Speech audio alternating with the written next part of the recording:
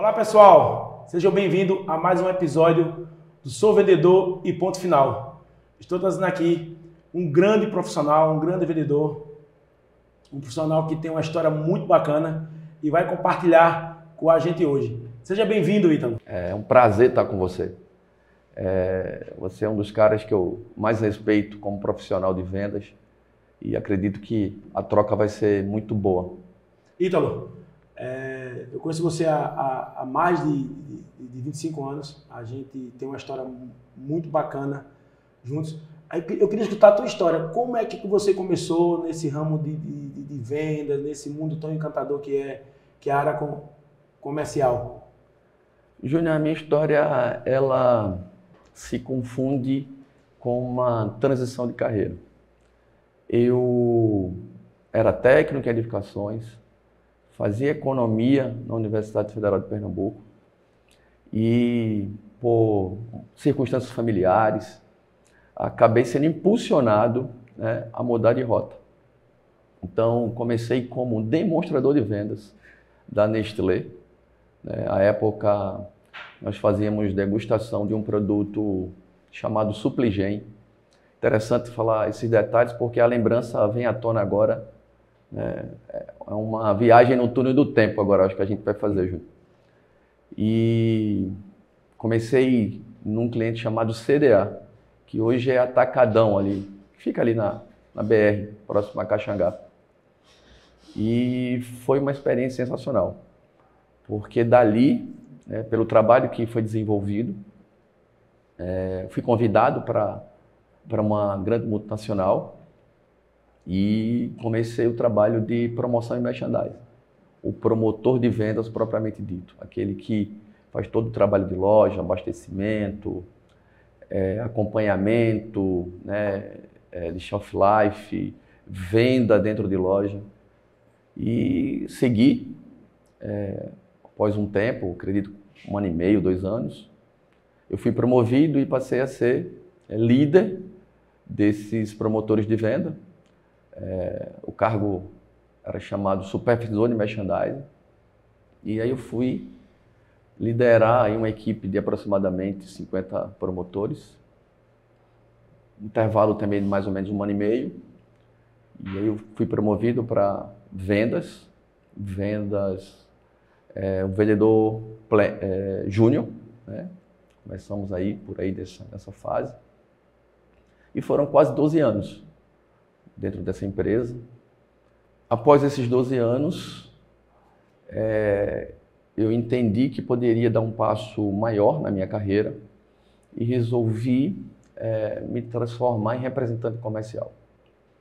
Continuei sendo vendedor, só que agora com a minha própria empresa de prestação de serviço, com os desafios pertinentes a esse trabalho. E foi quando eu comecei e, graças a Deus, a coisa caminhou bem, deu certo. Hoje continuo como representante comercial, mas também presto serviço de consultoria. Hoje eu faço gestão de uma empresa e trabalho no Norte e Nordeste. E, para mim, tudo que aconteceu lá atrás me tornou o profissional que sou hoje.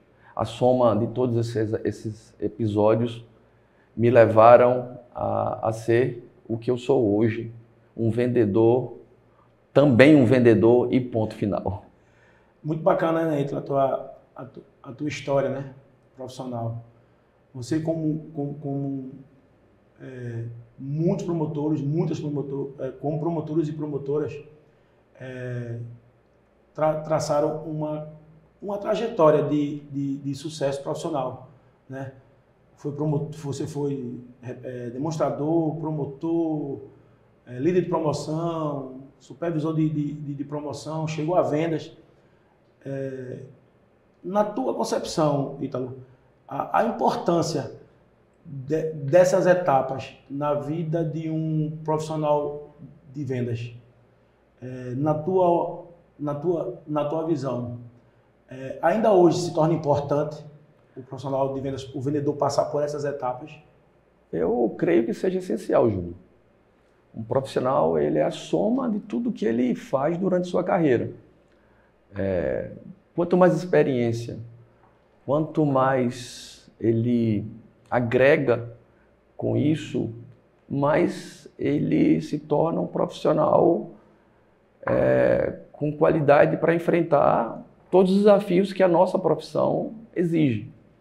Então, iniciar como demonstrador, depois ser um promotor de venda, líder desses promotores, ser esse vendedor, né, me fez ter toda a bagagem para entender tudo o que acontecia dentro de uma loja, né, passar por ela e ver se o promotor fez um rodízio de shelf life. Lembra disso, Júlio?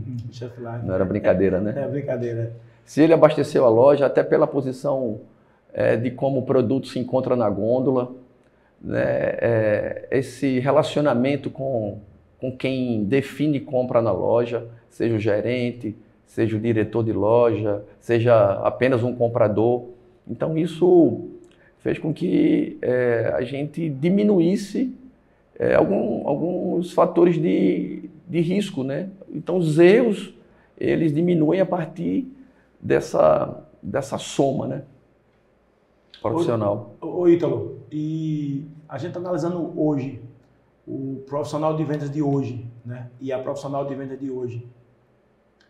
Para o profissional de vendas de 20 anos atrás, 15 anos atrás, você enxerga hoje alguma diferença no formato desse profissional, na atuação desse profissional, o que era o profissional há 15 anos atrás e o que é o profissional hoje, num contexto geral, desde da sua postura, desde o seu entendimento, desde as ferramentas de trabalho que a gente hoje utiliza, que no passado não utilizava, e qual a importância hoje do vendedor se enquadrar no perfil? Eu gostaria de responder essa sua pergunta em duas etapas. Certo. Primeiro, falando hoje sobre promoção e merchandising. Eu acredito que há 25 anos as indústrias tinham um olhar diferente, um planejamento diferente sobre esses profissionais. Ela investia em capacitação, ela treinava, ela dava condição para que esse promotor de vendas ele pudesse atuar de forma muito mais qualitativa. E isso tudo que a indústria fazia, esse investimento que ela fazia, era pensando nela também. Porque quem se destacava sempre tinha oportunidades. Então, Júnior, aquele profissional que entendia aquele investimento e fazia a sua parte, ele tinha oportunidade dentro daquela indústria. E assim foi durante muitos anos. Então, hoje a gente tem grandes profissionais, diretores comerciais, gerentes nacionais, gerentes comerciais, que foram da nossa época, foram promotores como nós. Então, isso era algo bem significativo. Acredito que hoje se perdeu. Hoje as indústrias já não buscam mais esse profissional dentro de casa. Ela tem um leque maior no mercado. E aí é onde eu me dirijo em relação ao profissional de venda, ao vendedor propriamente dito. E esse profissional que a gente está falando aqui. Acredito que hoje houve sim uma evolução. Hoje eu vejo profissionais mais capacitados, mais qualificados, até pela própria condição. Tudo evoluiu muito, né? A educação, as ferramentas. Hoje o leque é maior, né? Hoje você tem profissionais de todos os tipos e o aquário, digamos que ficou bem maior. O que eu assim, para acrescentar mais ainda as suas palavras, Ítalo, o que eu enxergo na minha visão é que na época de promoções, primeiro, ser promotor não era fácil, né, das indústrias, era muito mais exigente, você tinha que ter um perfil realmente para a função. Em muitas indústrias naquela época, eu me lembro, elas exigiam que você tivesse cursando nível superior, ou seja, ela já enxergava que aquele promotor poderia ser lá na frente um possível vendedor, um supervisor. Então, ela já exigia uma qualificação melhor do promotor. Hoje não tem essa exigência, né? Acaba devido à quantidade de promotores, à quantidade de indústrias e de mercado, de supermercado, de lojas, aumentou tanto que essa exigência ela ficou para trás, ela saiu. Então hoje o promotor é o promotor que tem um ciclo anual completo e ele vem para trabalhar abastecendo. Naquela época, na nossa época, existia também, como você falou, o treinamento. Então se desenvolvia o promotor. Eu conheço indústrias que não fazem reunião com o promotor mensalmente. Eu me lembro que nós tínhamos reuniões mensalmente e junto com o vendedor. Então, ou seja, ali existia uma interação muito grande. Hoje tem indústrias que não fazem isso, né? Eles fazem reunião a cada 3 meses, 6 meses, 4 meses, às vezes para lançar um produto ou para passar alguma informação. Nós tínhamos, então, ou seja, as indústrias tinham já essa rotina. O promotor o laboratório que a gente vai preparar para ser um vendedor.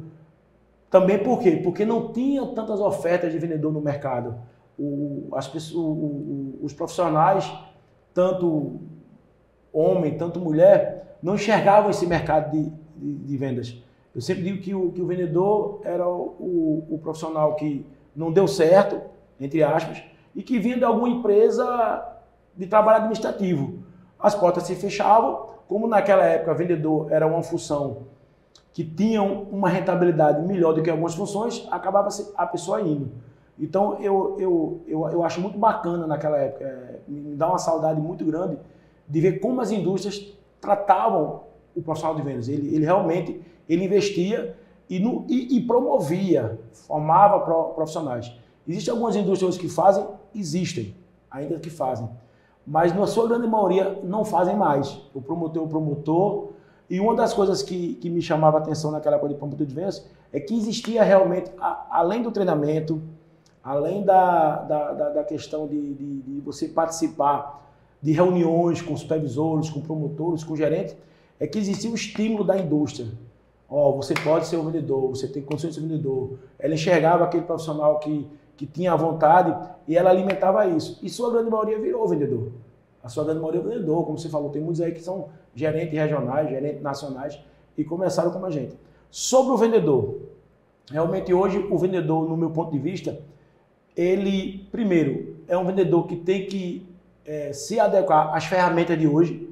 Então, ou seja, as ferramentas de sistema, você hoje tem que ter um Excel, você tem que ter um Excel avançado, você tem que mexer com PowerPoint, você tem que saber manusear as ferramentas de Palm, porque tudo hoje é informatizado, não é mais no talão.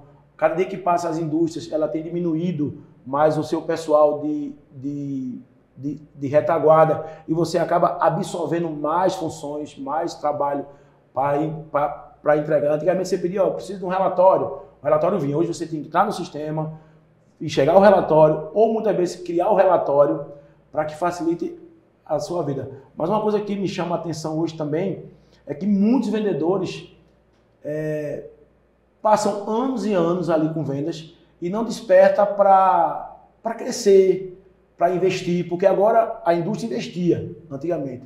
Agora não, você que tem que investir através de curso, fazer mentoria, através de curso para manusear as ferramentas, se formar também, ter formação, porque chegou um momento que os vendedores, como começou muito a procura, também não se pega, o vendedor tem que ter, não, agora o vendedor tem que ter o segundo grau, você é um cara desenrolado, um cara que sabe fazer, chama ele.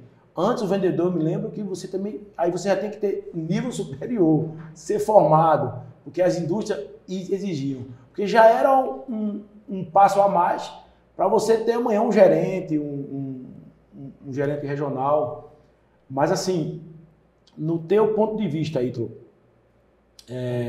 o que hoje o vendedor precisa fazer para que ele possa crescer no mercado, na sua visão? O que ele precisa fazer? O vendedor, a vendedora, o que precisa? qual, na sua opinião, qual seriam os pontos essenciais para que ele possa ter uma carreira dentro da empresa, uma carreira dentro do mercado, ser promovido e crescer? Acho que, Júnior, isso não mudou, tá? Quando éramos promotores de venda e tínhamos todas essas condições que foram citadas aqui por nós dois, aquele que se destacava, aquele que buscava sempre algo mais. E aqui eu vou trazer uma lembrança. Nós não tínhamos telefones celulares, né? Lembra? Era o bip. Era o pager, né? O pagerzinho era. Então, mas aquilo ali era um equipamento caro, né? Só alguns profissionais. Nem todas as indústrias investiam. No caso, na que eu trabalhava, ela só fornecia para a equipe de vendedores. Nós, promotores de venda, íamos para a loja, né, sem saber o que estava acontecendo, e se ele precisasse manter contato conosco, teria que pegar seu carro, passar na loja e, enfim.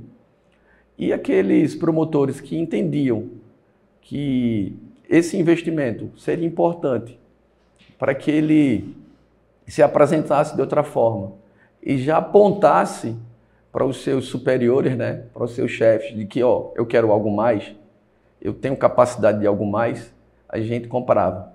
Então era um investimento pessoal. E eu fiz isso, né? Então, quando o meu vendedor precisava falar comigo que estava numa loja, ele passava lá o recadinho, né? Dava o toque, você saía, ia pro orelhão. Ligava. A gente tá ficando velho, né, Júlio? Ia pro orelhão, ligava. Ligava, o que é que você quer? Não, vai para a loja tal. E a gente saía, né? E iria para o roteiro que estava sendo apontado. Eu acredito que hoje o profissional de venda que ele quer se destacar, ele precisa também fazer algo mais. Essa parte analítica, ela é hoje uma obrigação do profissional. O profissional ele não tem que ser apenas um bom vendedor de campo. Ele tem que fazer análise, ele tem que entender o que está acontecendo. Porque as duas coisas se convergem, né? Sim. Afinal, você precisa saber o que está acontecendo por dentro, né? Para que a gente tenha argumentos para conversar com os nossos clientes. Então, existem coisas tangíveis que elas são, como é que eu posso dizer? Elas são mais fáceis de você lidar. Sim. Então, você aprender Excel avançado, você entender como se faz uma análise, depurar aquela informação e transformar ela em número, são coisas que você pode fazer. São coisas que você pode pegar, que você pode digitar, que você pode enxergar. Mas o vendedor, Júnior, na minha opinião, para que ele se diferencie, ele tenha sucesso, aí a gente vai no intangível, nas coisas que as mãos não conseguem tocar. Sim. Credibilidade, sim. Confiança, respeito. Então, são coisas que complementam, que somam-se a esse profissional. Porque hoje o mercado não tem mais espaço para aventureiro. A base tem que ter, né? Essa base do comprometimento, gostar do que faz, entender o que está fazendo, né? Eu acho que o feijão com arroz ele nunca vai deixar de ter, que é o ABC. Mas esse algo a mais, cada dia que passa ele está sendo mais exigido pelo mercado, né? O vendedor analista, o vendedor que ele se antecipe, né? Até porque hoje, quando você chega num cliente, há anos atrás, o que você falava, algum assunto era novo. Hoje não, hoje você vai falar, ele já sabe. Se você mentir, se você falar algo que não é correto, se você tentar, vamos dizer assim, no vocabulário popular, enrolar ele sabe. Porque ele tem uma ferramenta na mão, que é a internet, que são as redes sociais, que ele está vendo aquilo ali full time. Então, antes o vendedor ele contava uma história e essa história não acontecia apenas para criar uma situação de venda, hoje não. Hoje o vendedor não pode criar uma história. Hoje ele pode falar da história, mas a história é real. Porque o cliente, o comprador, ele já sabe o que está acontecendo no mercado. Não adianta eu chegar e falar que o dólar baixou para o cliente me comprar porque ele vai na cabeça dele, ele vai entender que está baixando, então os preços vai estar melhor. Se ele todo dia recebe lá um sinal do celular, quando o dólar sobe, como está o dólar, ele vai lá, aperta 2 botões e diz o dólar hoje, o dólar agora. Então, os argumentos de vendas têm que ser muito, muito corretos, muito, muito sinceros. Né? Não tem como mais enrolar o vendedor, o cliente, o comprador. Então, eu vejo que o vendedor hoje ele tem que ser muito mais abrangente, ele tem que ter muita inteligência emocional, ele tem que estar muito atualizado do que está acontecendo no mercado, em tudo. Se é vendedor de biscoito, ele tem que saber como é que está o trigo, o dólar. Se ele é um vendedor de óleo, ele tem que saber como é que está o mercado de soja. Porque qualquer informação ali errada, ele pode comprometer o cliente, porque ele vai estar comprando um determinado óleo, que eu já vi muitos clientes questionarem porque o vendedor vem aqui e disse que o produto ia aumentar e não aumentou. Ao contrário, baixou. Né? Uhum. Eu me estoquei e com 2 dias depois, uma semana depois, o produto baixou. Ou seja, a informação que eu passei para o meu cliente não foi uma informação correta. Porque, compre menos, que ele vai baixar. A tendência é baixar. Muitas vezes a gente chega no cliente e o cliente diz logo, estou sabendo que a tendência do insumo é baixar. Se é o trigo, se é o óleo, se é a soja, se é o álcool, se é a gasolina, ele já sabe que está baixando. Porque ele recebe isso com muita rapidez. Uhum. Enquanto muitas vezes até o próprio executivo de venda, o vendedor, a vendedora, ainda não abriu o palme ou abriu o celular e viu lá que saiu a manchete, gasolina está baixando, óleo baixou, e o cliente ele já tem essa informação. Então eu acho que isso é um dos detalhes do profissional de vendas de hoje, né? Da profissional de vendas de hoje. Tem que ter esse detalhe que faz toda a diferença no fechamento do negócio e no atendimento ao cliente, porque eles não, esse vendedor ele está muito atualizado, esse profissional está muito atualizado. E às vezes o profissional não está atualizado. E às vezes ele fica meio que perdido na frente do cliente. Como é que eu sei mais do que tu? Se tu me vende, eu estou sabendo já. Sim. Então isso me chama muita atenção. Mas, Ítalo, me conta mais aí como é que foi a tua experiência naquela época. Eu me lembro que assim, a gente teve a oportunidade de trabalhar juntos em loja e era muito gostoso, né? O trabalho, existia uma união, independentemente de você ser de tal indústria, eu sou da indústria A, às vezes algum colega nosso tinha o mesmo produto concorrente, mas eu percebo que naquela época existia uma união e acabava um ajudando o outro. Me conta aí algumas histórias aí interessantes. Eu costumo dizer até hoje que a gente passava mais tempo dentro de uma loja do que na nossa casa. Praticamente a gente só ia para casa para dormir. A gente se deslocava muito cedo para chegar na loja, almoçávamos dentro da loja. Quando saíamos ali 6h30, é porque deu tudo certo. Deu tudo certo. Mas geralmente a gente saía até um pouco mais. Até um pouco mais, dependendo do dia, dependendo da data do mês, né? Se fosse ali quinzena, final de mês, a gente estava numa correria. Uma das coisas que me chamava, que eu me lembro, é que na época a gente era tão comprometido com o trabalho de loja que existiam os balanços mensais, né? Em algumas redes, que era um domingo. Interessante que todo mundo ia para o balanço. Todo mundo ia para o balanço. Poucos faltavam. Uhum. Principalmente aqueles promotores que tinham uma representatividade maior dentro da loja, que tinham uma categoria maior de produtos, espaço maior. Todo mundo ia. Era interessante isso. Era um domingo que era chamado e a gente ia. Eles solicitavam as indústrias e a gente ia. E era bacana. Era como se fosse pra gente um divertimento. Tá todo mundo ali no domingo, que no outro dia tinha que estar lá. E muitas vezes esses balanços entravam pela noite, começavam de 6 da noite, iam até 1, 2 da manhã. E a gente estava ali numa alegria, numa felicidade.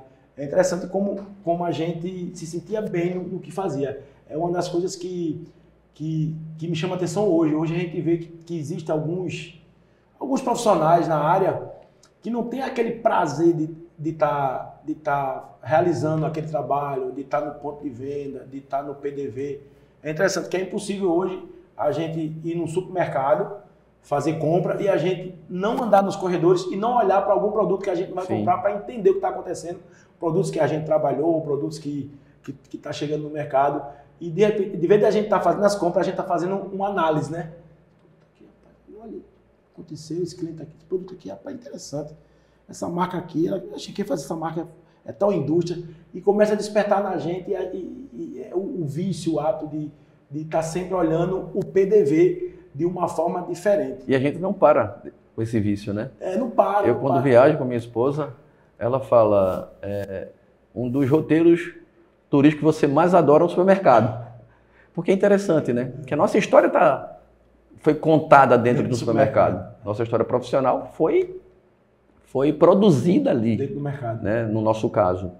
E aí, onde eu estou, eu sempre gosto de olhar, ver se tem alguma novidade, se tem algum produto que se diferencia de outro, ver preço, enfim, essa coisa de loja me fascina ainda. E cultura, né, Ítalo? Você vai para um outro estado, é uma cultura. Isso. Você vai para outra cidade, é uma cultura. Você vai para um outro país, é uma cultura. Completamente diferente. E quando a gente entra dentro de uma loja dessa e olha, a gente vê que realmente tudo é venda, mas se diferencia na exposição, nos produtos, na abordagem, de até produtos que nós temos marcas aqui que não temos esses produtos aqui, mas tem em outro estado, em outro país. E a gente não sabia que essa indústria produzia... Tinha essa marca aqui, né? Tinha essa marca. Então, isso é muito interessante. Eu acho muito bacana isso. O vício que a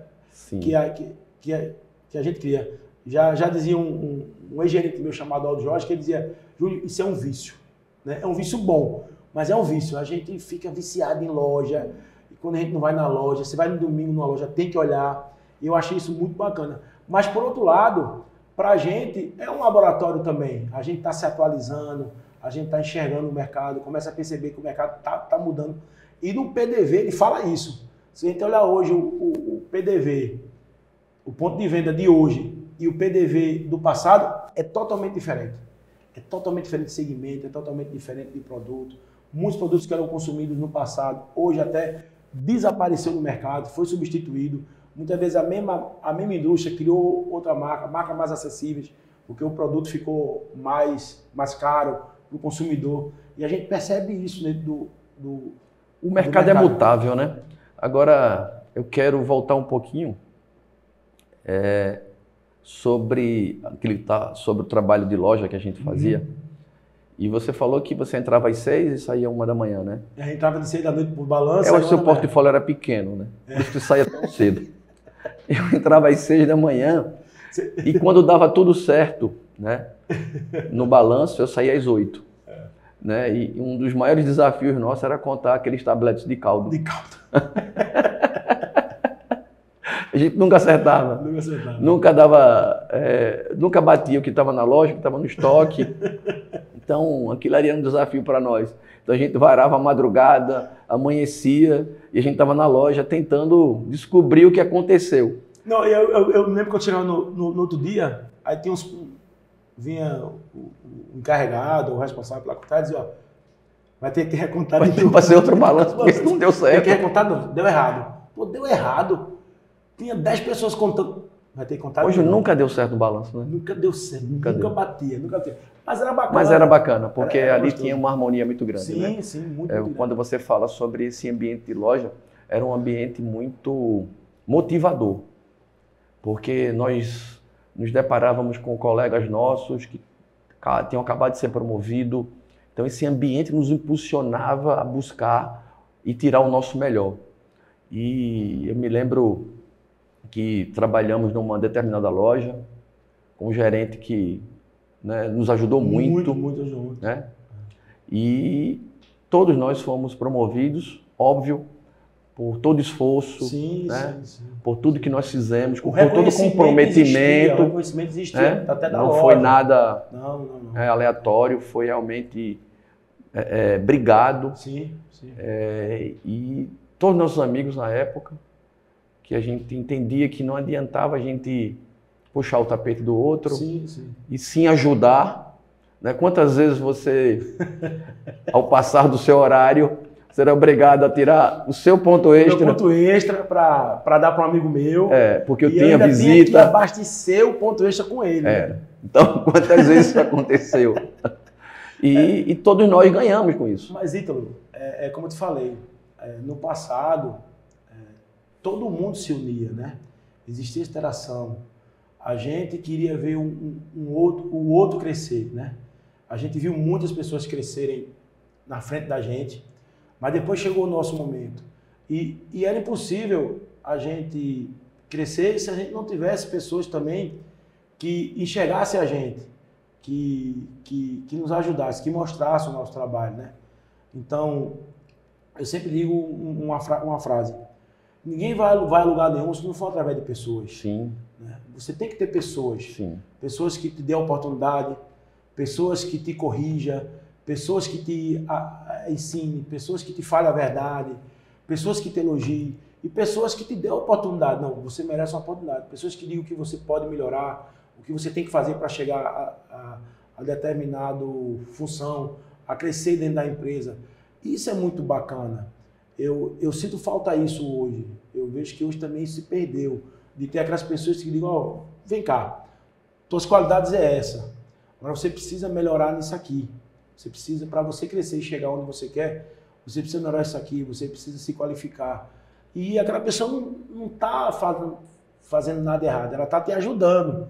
Hoje é muito mais fácil, eu vejo no mercado, o profissional dizer, não, tira fulano, é melhor tirar, né? É melhor trocar, é melhor mandar para outra loja, do que tentar trabalhar o profissional, enxergar os pontos positivos que todos têm, né, dentro do PDV, e buscar nesse profissional a melhoria, desenvolver o que ele tem de bom e melhorar, qualificar aquilo que ele precisa. Né? No passado, as empresas, os nossos gestores e as próprias lojas que a gente trabalhava, eles tinham vamos dizer assim, essas atitudes que no final despertava na gente, cada dia que passava, a vontade de crescer. Eu percebo muito hoje que alguns profissionais eles não crescem porque falta isso dentro do gestor.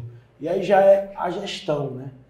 Falando em gestão, como é que você enxerga hoje, qual é o papel hoje fundamental do gestor, independentemente do canal que ele atue na área comercial? Se é de alimentos, se é farmacêutico, se é de eletroeletrônico.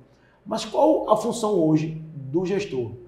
Já que você foi gestor e é gestor, qual a função hoje do gestor hoje, referente ao passado? Júnior, essa é uma pergunta que ela é muito ampla, né? A gente pode discorrer, dentre vários pontos, o papel do gestor. Mas a gente vai apenas pensar em alguns, senão seu podcast vai até o meio-dia. O gestor, ele, em primeiro lugar, ele tem que ser exemplo. Ele tem que ser o cara que mais conhece a empresa, que mais conhece o produto, que mais conhece seu sistema. Ele precisa ser o cara que seja o suporte, o aporte, que ele seja aquela ponte para que as coisas aconteçam. Pelo menos no que eu faço hoje, eu entendo que se o gestor ele não conseguir demonstrar isso, ele começa a perder um pouco da credibilidade da equipe. Então, não basta só conhecer, ser um bom profissional e ser um cara analítico ou ser apenas um cara bom de rua. Ele tem que ter tudo isso, mas também tem que ter essa capacidade de interagir com sua equipe. Essa capacidade que você tocou aí de trabalhar os pontos fortes, né, da sua equipe e desenvolver aqueles gaps que aqueles profissionais possuem. Então ele tem um papel muito maior do que entregar um resultado. Ele tem um papel de formação, de tentar elevar esse nível da equipe. E você nunca vai encontrar uma equipe igual. Vai ser sempre homogêneo. Você sempre vai ter alguém muito bom numa área, muito bom noutra, né? Mais comprometido, menos comprometido, enfim. Você precisa entender a capacidade de cada profissional que você trabalha e ali extrair o melhor deles. Mas para isso, você tem que ter esse conjunto de coisas, né? Essa capacidade também de lidar. Porque o gestor também faz um trabalho de psicologia, viu, Juninho? Sim, sim, com certeza. O gestor tem que entender muito o que acontece, porque nós não somos máquina. Sim. Né? Nosso dia a dia está sujeito a muitas variações emocionais. E tem que ter a sensibilidade, né, do que está acontecendo, do que tá acontecendo com a equipe e com algumas pessoas da equipe, né? Hoje eu acho que o gestor de venda, no meu ponto de vista, ele tem que ter três papéis fundamentais, né? Como você falou, ele entender o que está acontecendo com a equipe, independentemente, né? Como você falou, tem alguns profissionais que vão evoluir rapidamente por ter um entendimento maior do que está acontecendo, por estar vivendo um momento tranquilo de sua vida, porque o pessoal interfere no profissional em alguns momentos. Tem o outro papel fundamental, é ele disponibilizar o máximo de ferramenta para o seu vendedor, para a sua equipe. Eu acho isso muito importante. Ele não pode, no momento, esconder as ferramentas. Eu acho que tem algumas ferramentas que você pode fornecer ao profissional que já adianta. E o terceiro, ele conseguir enxergar os talentos de sua equipe, né? E fazer com que aqueles talentos puxem o restante da equipe, né? Não criando uma rivalidade, né? do melhor para o menos melhor, né? Mas criar uma rivalidade que aquele puxe, né? Ó, esse cara pode te puxar, ele pode te ajudar. Eu me lembro que quando eu entrei na área realmente dita de venda, né, indústria, muita coisa eu fazia copiando os vendedores que estavam num melhor momento do que o meu, que sobressaía, né, na época. Então tinha 2 vendedores que criavam planilha, que criavam promoções, e eu comecei a copiar aquilo, né? Então o meu gestor na época, ele me estimulava a isso. Pô, copia o cara, bom, copia. Então eu comecei a copiar. Então muitas coisas, quando eu comecei muitas ferramentas, na época a gente não tinha o Palm, na época a gente não tinha algumas ferramentas que hoje facilita, eu copiava literalmente, eu ligava e dizia, tu fizesse isso aí, foi como, né? Tu fizesse como isso aí, me explica aí o que eu queria fazer. Lógico, talvez eu botava meu jeito, botava a minha cara, mas a base era aquilo que ele tinha feito. E ele já tinha copiado de alguém também, então isso era muito bacana, né? Hoje eu vejo uma certa resistência no mercado dos profissionais fazer isso.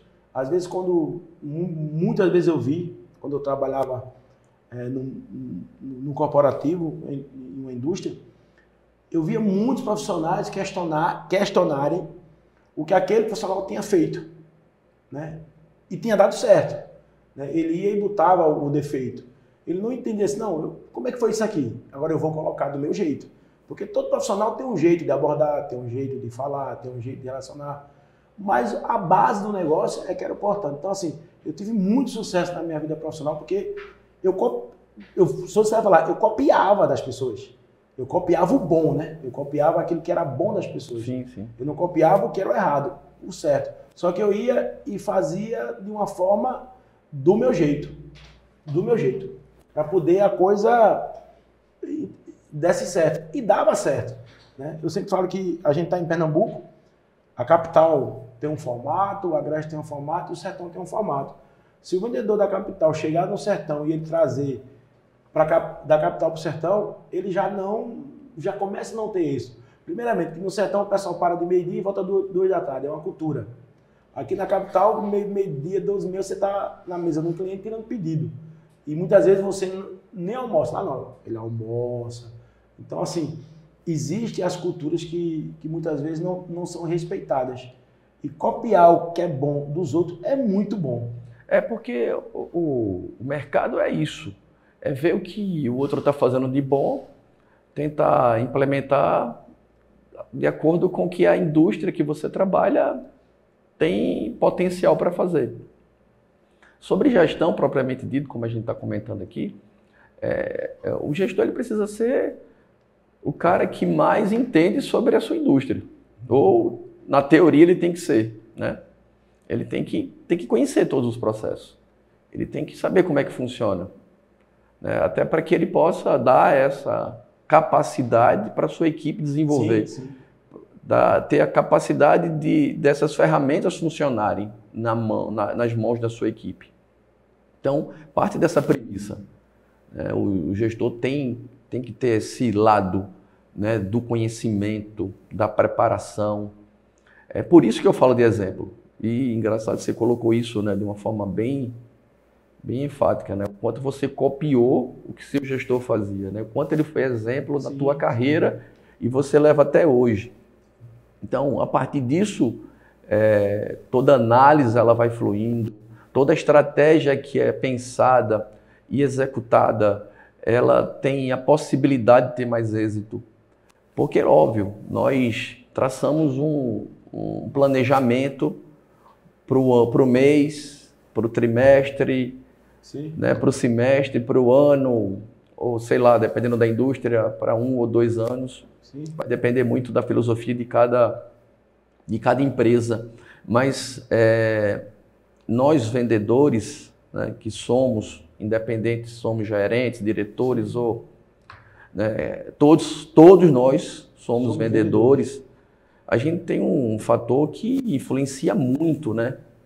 Que o mês de março passou, né, Júnior? Sim. Abril está acontecendo, está findando agora para nós, em termos de faturamento, no próximo dia 28, e ele também fica para trás, e maio vem. Então tem todo um processo de celeridade que você tem que ter, né, nas decisões, nos posicionamentos. E o gestor tem que ter essa capacidade emocional também, de conduzir a sua equipe, né?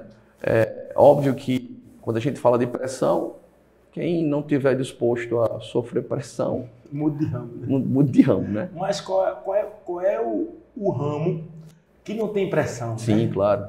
Todos têm pressão, claro. Né? Claro. Alguns em um determinado tamanho, outros um pouco menor, mas a pressão, ela existe, ela vai existir em qualquer área que você for atuar. Se é na área comercial, se é na área hospitalar, se é na área administrativa, até porque hoje tudo é meta, né? Uma das coisas que cada dia que passa, o mercado como um todo, não estou falando só do mercado comercial, todo mundo sofre pressão, né? Se você é autônomo, você sofre pressão, porque a pressão é sua sobre você, que você tem que trabalhar, fazer um faturamento para poder pagar os custos, para poder sustentar a sua família, para poder investir no seu negócio. Então, assim, a pressão ela vai existir. Uma das coisas que chama a atenção é que eu vi muitos profissionais desistirem e dizer, é porque eu não aguento pressão. E foi para uma outra função que tem pressão.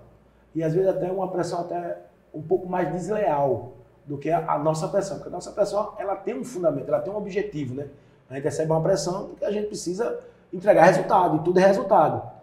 Mas tem outras áreas que têm pressões que são desleais, né?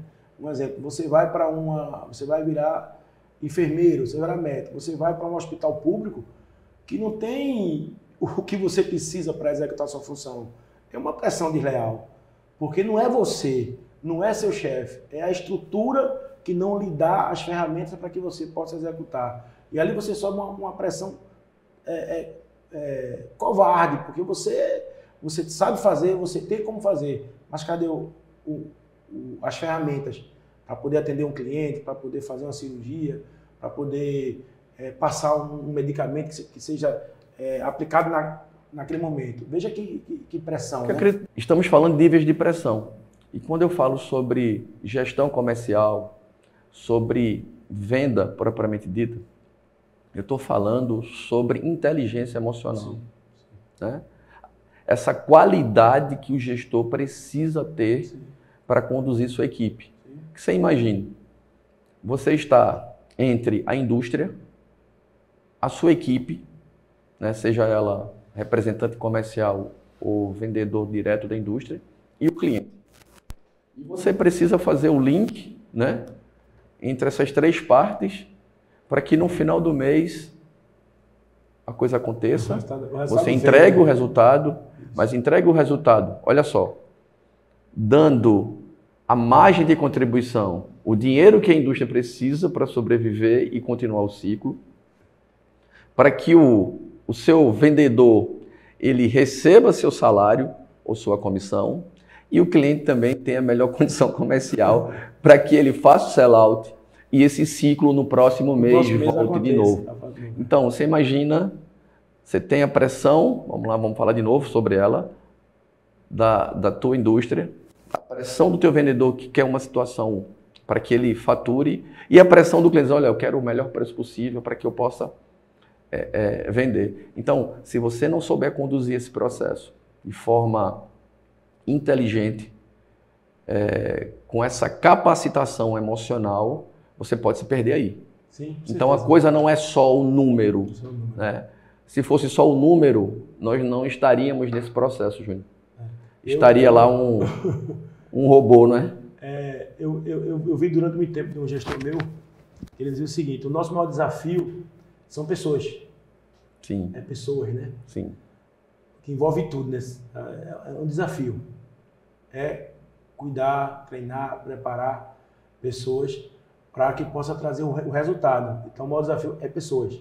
Se a gente não consegue motivar um profissional, se a gente não consegue motivar uma equipe, se a gente não consegue passar que aquela equipe confie primeiramente no gestor, na gente, tenha segurança, é difícil o resultado vir. Por mais que temos um produto competitivo, por mais que a gente tenha um produto com preço ideal, então as pessoas. Ítalo, estamos chegando aí ao final do nosso podcast. Que mensagem você deixaria diante de toda essa tua história, diante de tudo que você passou, de toda a dificuldade que você enfrentou para hoje ser esse profissional bem sucedido profissionalmente, né? Eu não estou falando na relação financeira, mas como profissional no mercado, reconhecido pelo mercado, o mercado sabe quem é Ítalo, o mercado conhece Ítalo, quando fala em Ítalo, sabe do trabalho de Ítalo, respeita o teu trabalho e a tua história. O que você deixaria de mensagem para quem está assistindo a gente? Eu gostaria de citar em primeiro lugar a persistência. Também porque de onde eu vi, na condição social em que eu me encontrava quando comecei a minha vida acadêmica, e aí eu fui entrando ali naquela fase adulta e necessitava de uma oportunidade. Se você não tiver persistência, se você não acreditar que as coisas vão dar certo, mesmo naquele momento olhando para as circunstâncias e dizer, rapaz, será que vai? Mas se você não continuar insistindo, tendo constância, as coisas não acontecem. Porque a preparação educacional precisa ter persistência, precisa ter constância.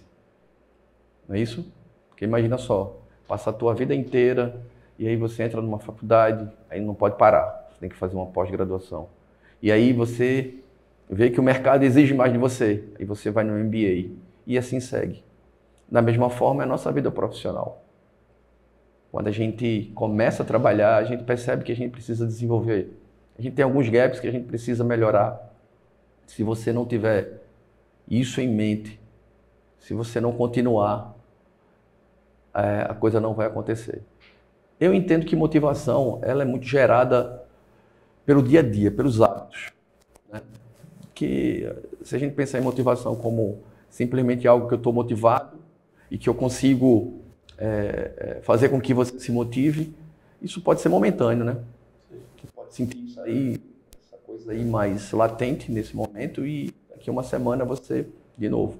Mas se você criar um hábito, se você começar a fazer de forma constante aquilo ali, aquilo entra como prática natural, normal da tua vida e a coisa segue.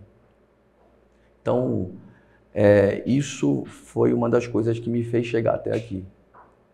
Porque eu já passei por vários momentos profissionais.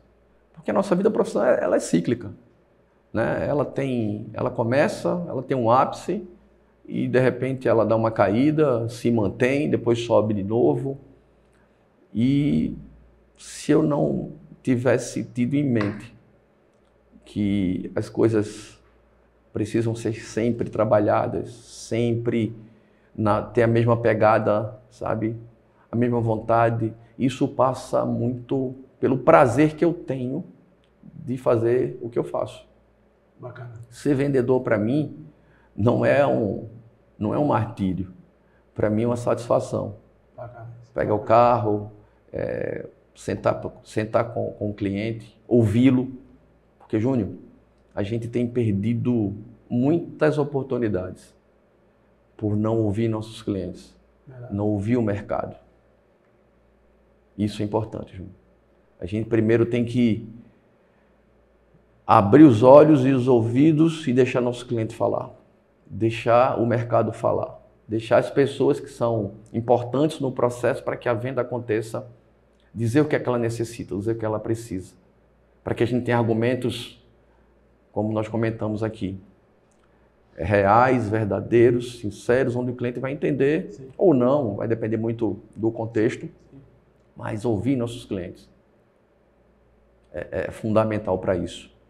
Então, a mensagem principal é: não desista, se qualifique, porque capacitação faz diferença.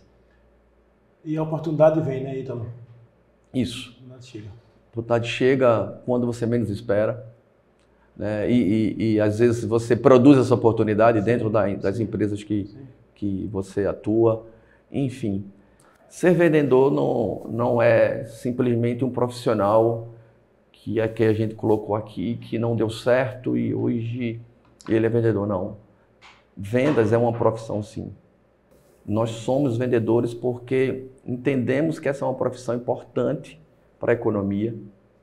Somos vendedores porque amamos o que fazemos. E somos vendedores porque escolhemos ser isso. Então, aquele que se identifica com todos esses requisitos que passamos essa manhã aqui discutindo, Júnior, ele vai ter sucesso. Ítalo, obrigado pela sua presença. Faça as suas considerações finais. Estamos chegando aí ao final do podcast. Júnior, esse trabalho que você está fazendo é de grande importância para que as pessoas conheçam, né, o que um profissional de vendas faz, o que ele passa, os sacrifícios que ele faz até chegar aqui, que não é diferente de nenhum outro profissional que também estuda, né? Enfim, é muito importante isso, as pessoas saberem quem somos, o que somos e o que queremos ser. Então, você está de parabéns. Espero que a gente possa ter outras oportunidades de aqui discutir, queremos sim. Relembrar alguns momentos tão significativos, né, que estão marcados aí, pelo menos na minha memória, e ficarão para sempre. Você é um desses caras que eu tenho o maior prazer de estar perto, desses caras que a gente tem vontade de conversar, de trocar ideia, de brincar, né? Você é esse profissional que consegue, né, navegar nos dois mares, né? Você consegue fazer uma piada para o cliente e ao mesmo tempo lá ser sério, fechar negócio e ter confiança, ter credibilidade desses profissionais que trabalham com você. E é por isso que você é um cara que eu admiro demais e, cara, para frente. Eu que te agradeço, Ítalo. Tua história é muito bacana, te conheço há muitos anos e sua história só enriquece esse projeto que tá no início. Mas obrigado mesmo e vamos se encontrar brevemente em outro bate-papo. Pessoal, chegamos aí ao fim de mais um podcast. Tivemos aqui a honra de receber Ítalo Bianchi, um cara que tem uma história muito bacana, que começou lá na base e que a gente aqui aprendeu hoje mais um pouco. Persistência, a importância de se qualificar para que você possa crescer no mercado e, acima de tudo, você pegar tudo que você aprendeu e aplicar hoje. Eu sou Henrique Júnior, esse foi mais um podcast, sou vendedor e ponto final.